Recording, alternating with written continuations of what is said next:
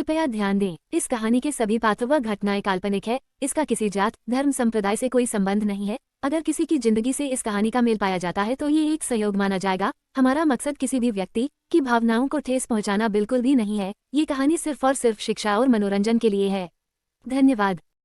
आपने पिछले पार्ट में देखा कि पति सभी से उसका परिचय कराने लगे, सभी हाथ मिलाने के लिए हाथ बढ़ाते, लेकिन वो हाथ जोड़कर नमस्ते कर देती। पति ने एक दो बार आंखें भी दिखाई लेकिन उसने ध्यान नहीं दिया। तभी इटलाती हुई अपने पति के साथ एक लेडी आई। उसके पति को जैसे उसका ही इंतजार था। अब आगे पार्ट 2। लपक कर उसके पास पहुंचे और उससे उसके पति से हाथ मिलाने लगे। उसके पति ने जब उसका परिचय दिया तो वो लेडी उसके पति से बोली, बीबी आपकी ठीक ठाक, बस कुछ बहन जी टाइप ज्यादा लग रही है। ऐसी पार्टी में साड़ी पहनकर आई है, और जोर से हंसने लगी। उसके पति ने कहा कि अब हर कोई आपकी तरह खूबसूरत और स्टाइलिश थोड़ी न हो सकता है। कितने वाले शब्द कहे थे उसके पति ने, लेकिन वो शांत रही जबकि उसके अंदर एक बड़ा तूफान चल रहा था। वो लेडी उसके पति का हाथ पकड़कर बोली, तो चले फिर।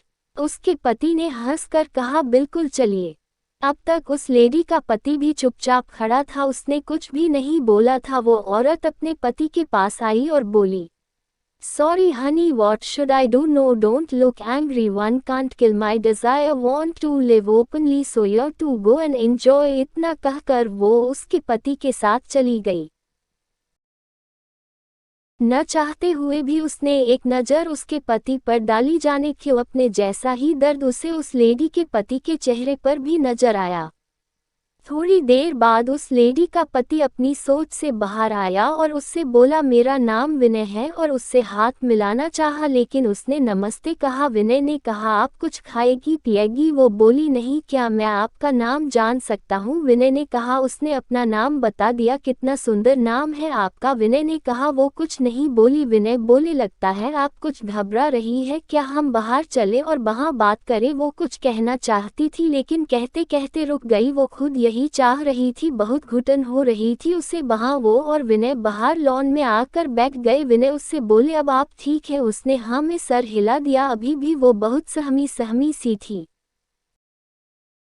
एकदम शांत। आज उसने अपने को सभ्य और आधुनिक कहने वाले लोगों का ऐसा घिनौना रूप देखा था जिसे देखकर भी विश्वास नहीं कर पा रही थी। सभ्य कहे जाने वाले समाज का ये एक ऐसा चेहरा था जिसके लिए रिश्तों का कोई मोल नहीं था। क्या जिस्मानी सुख ही सब कुछ होता है? वो सोच रही थी। तभी विनय बोले, मैं समझ सकता हूँ आप इस समय क्या सोच रही हैं। आपके बिना कहे भी मैं आपकी खामोशी, आपके जज्बातों को पढ़ पा रहा हूँ। किसी की खामोशी किसी के जज्बातों को वही पढ़ समझ सकता है जो खुद इस सब से गुजरा हो या गुजर रहा हो। बहुत से सवाल होंगे आपके मन में, मैं क्यों आपको कमरे में लेकर नहीं गया, क्यों वो सब नहीं किया जो इस वक्त आपके पति और मेरी पत्नी कर रहे हैं। बताता हूँ आपको, क्योंकि मैं रिश्तों की कदर करता हूँ। ये अलग बात है कि मेरी बीबी को रिश्तों की कोई कदर नहीं है। मैं एक मिडिल क्लास फैमिली से हूँ और माँ है। पिताजी हमारे बचपन में ही गुजर गए थे। माँ ने झेल कर हमें पाया लिखाया, फिर दिन रात मेहनत करके ये नौकरी, बहुत परेशानी हासिल की। अपनी माँ और बहनों का अब मैं ही सहारा हूँ। बहनों की शादी करनी है, माँ को सुख देना है। जब नया नया जॉब में आया तो एक दिन कुछ काम से सबसे बड़े सर के ऑफिस जाना पड़ा। वहाँ मेरी मुलाकात मेरी पत्नी से हुई, वो उन्हीं की बेटी है। शुरू में औपचारिक मुलाकात थी लेकिन फिर धीरे धीरे हम रोज मिलने लगे। पहले दोस्ती हुई, फिर प्यार हो गया और हमने शादी कर ली। वो तो शादी के बाद पता चला कि दोस्ती और प्यार ये सब मेरी पत्नी का ड्रामा था। ये बात उसने पहली रात ही बता दी और फिर मैं चाह कर भी उसके करीब नहीं जा पाया तो मुझे नामर्द कहकर झगड़ा करके सो गई। उसके पापा ने उसकी शादी मुझसे इस वजह से की क्योंकि मैं इन शहरी तौर तरीकों से बिल्कुल अनजान था। मैं अपनी बीवी को छोड़ भी नहीं सकता और न ही तलाक दे सकता हूँ। वो धमकी देती है कि अगर ऐसा कुछ मैंने किया तो मेरे साथ मेरी माँ बहन को दहेज के केस में फंसा देगी या फिर सुसाइड केस में। उसके पिता वैसे भी बहुत पावरफुल इंसान हैं। मुझे अपनी कोई परवाह नहीं है, लेकिन मैं अपनी माँ बहनों को तकलीफ में नहीं देख सकता और न ही उनकी शादी में कोई मुश्किल चाहता हूँ।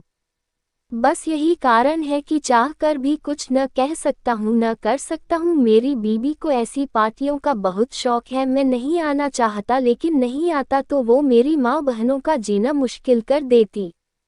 उसने एक नज़र विनय पर डाली, देखा तो वो चुपके से अपने आंसू पोंछ रहे थे। एक औरत तो रोकर अपना मन हल्का कर लेती है लेकिन पुरुष तो रो भी नहीं सकते। वो सोचने लगी, बिल्कुल उसके जैसी हालत विनय जी की भी है। बस चेहरा बदल गया है। आज उसे रिश्तों के नाम से भी नफरत हो रही थी।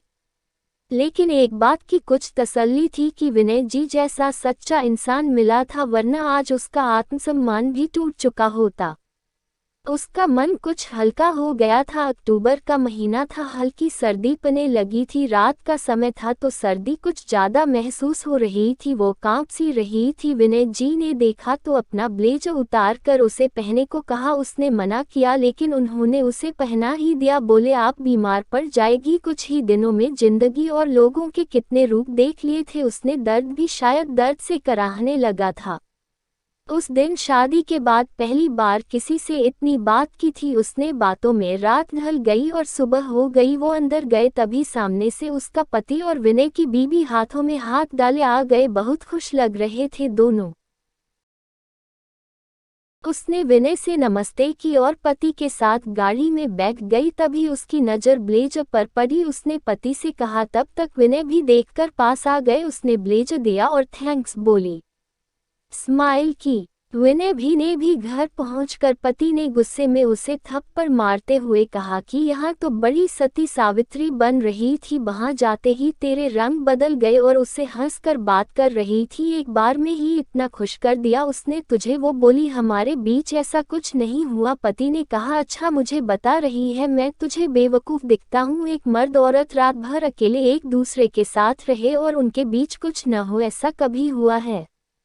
वो बोली, हाँ कुछ नहीं हुआ हमारे बीच, हमने सिर्फ बातें की। हर कोई आपकी तरह नहीं होता। पति ने कहा, अच्छा एक ही दिन में तेरा मुंह भी खुल गया, अभी तेरा मुंह बंद करता हूँ। और फिर पति ने अपनी झूठी मर्दानगी, अपना गुरूर उस पर उतारना चालू कर दिया।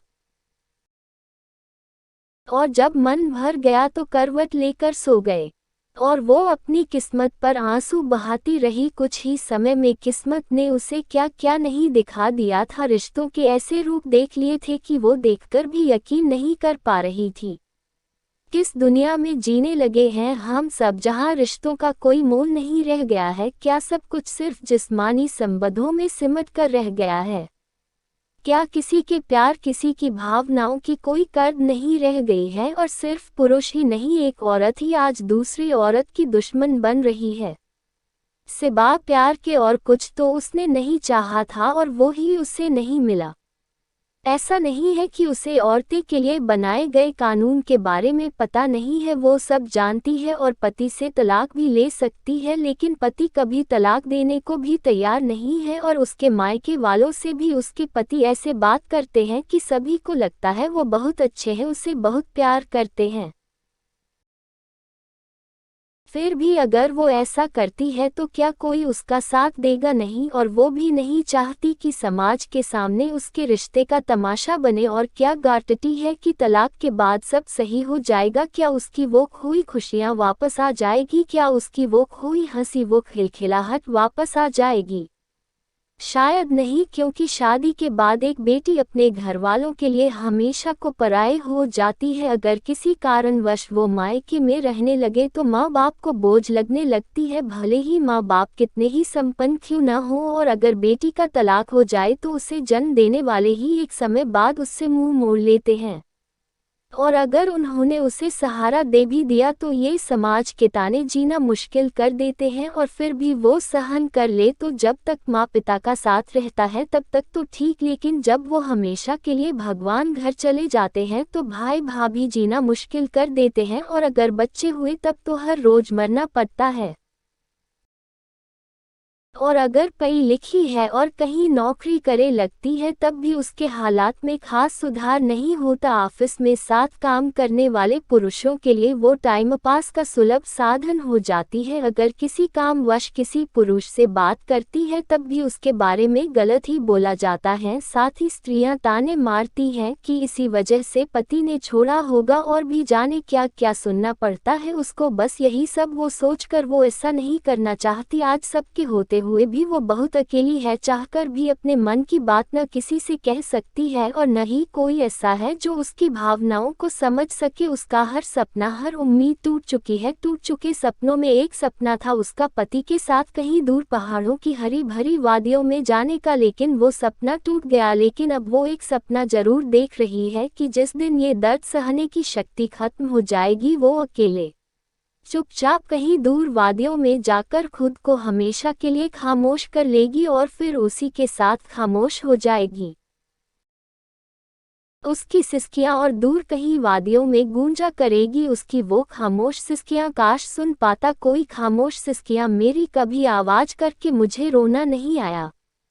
मैंने जैसा पहले कहा था कि मुझे कहानी लिखने का कोई अभ्यास नहीं है, बस किसी की भावनाओं को किसी के खामोश जज्बातों को कुछ शब्द देने की कोशिश की है। साथ ही इस कहानी को पढ़ने वाले पाठकों से आग्रह करना चाहूंगी कि अगर आप किसी को खुशी नहीं दे सकते, हंसी नहीं दे सकते, तो उसके आंसुओं की भी वे वजह कभी मत बनना। अगर कोई आपके साथ से खुश है तो उसे खुश रहने देना, क्योंकि किसी को हंसी देने से बड़ा काम और कोई नहीं। किसी से अगर प्यार से नहीं बोल सकते हो तो ऐसा भी मत बोलना कि उसे अंदर तक चुभ जाए। जो काम बोली नहीं करती वो काम कभी किसी की बोली कर जाती है। दोस्तों, आपका इस कहानी के बारे में क्या कहना है? कमेंट में अपनी राय का इजहार जरूर करें। वीडियो को लाइक कर दीजिए और इसी तरह की कहानियां लगातार देखने और सुनने के लिए चैनल को सब्सक्राइब करके घंटी को दबाकर ऑल पर सेट कर लीजिए ताकि आने वाली वीडियो का नोटिफिकेशन आपके पास तुरंत पहुंचे। मैं मिलती हूं आपसे अगली वीडियो में, तब तक के लिए धन्यवाद।